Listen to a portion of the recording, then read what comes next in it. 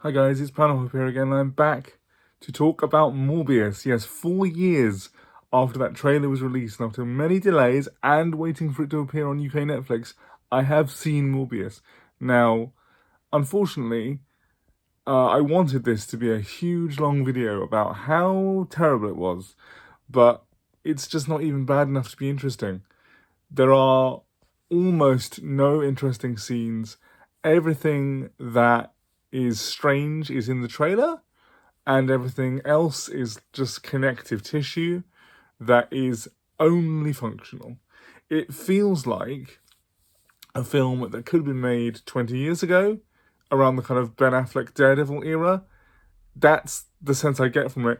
At least the Ben Affleck Daredevil era had, or has now, a cringe factor, because back in the day it had the Evanescence soundtrack, which was really cool if, like me, you were 14, but at 35 now, 21 years later, that soundtrack sucks. But Morbius doesn't even have that. Morbius, which is what we're actually talking about here, is just boring, and it is pulled down by the same thing that pulls down all of these Sony Spider-Man spin-off movies, which is you are making a movie about a character that is, if not pivotal to Spider-Man, at least Spider-Man adjacent, whose existence is defined by their relationship to Spider-Man. But you can't use Spider-Man because of the deal you signed with the sharing deal you signed with Marvel Studios and with Marvel Comics in general for the film rights. So you're making a Morbius film where Morbius would normally be a bad guy or an anti-hero for Spider-Man to be compared to and to contrast against. But without Spider-Man, it's just pointless. You have to create another vampire for him to fight, which leads to the same old superhero movie problem of the bad guy's just a different color version of the superhero. For some reason, they're not even so Sony has access to film rights access from Marvel to all the Spider-Man characters, which they now share with the film arm of Marvel, as I've just explained.